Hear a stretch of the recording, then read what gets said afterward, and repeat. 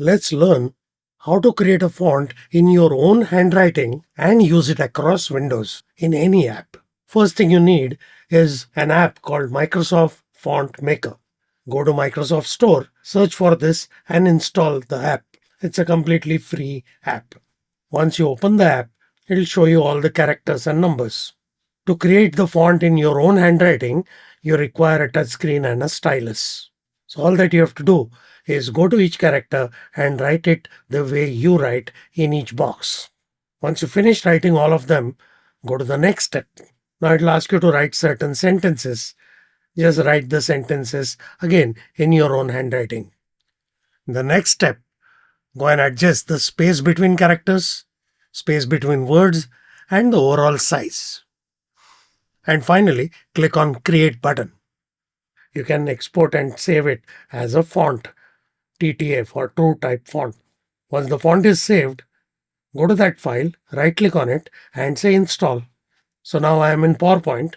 Go to the font drop down, select the font and use it like any other font. It's that simple.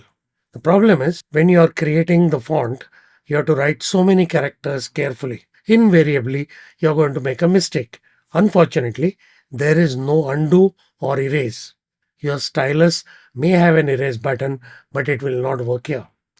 Does it mean that if I make even a single mistake, I have to redo the whole thing? Fortunately, no. Here is the exact way to create your font. Write all the characters. Even if you make a mistake in a couple of characters, just continue and complete the whole thing. Don't click on the next button. Click on the save button.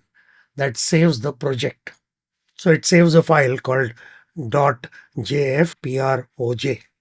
And now let's say you made a mistake with character D. You want to only delete that and then you will repair it. Now what do? Now open the file in a text editor. Now search for ink glyph area. And within that, we want to find character D. Each character has a code. Code for a D is 68. So search for ampersand hash 68, select the whole thing, delete it, save the file, close the file. Go to Font Maker again, open this project. Now you will see that the character D is no longer there. You can write it, correct it properly, and then follow the next steps and export the font. Remember, the touchscreen and stylus is needed only to create the font. Once you create it, copy it and use it on any number of PCs. I am sure you found this useful. Try it out, share it with everyone, subscribe to the channel and like the video. So that's it for now. See you soon. Enjoy.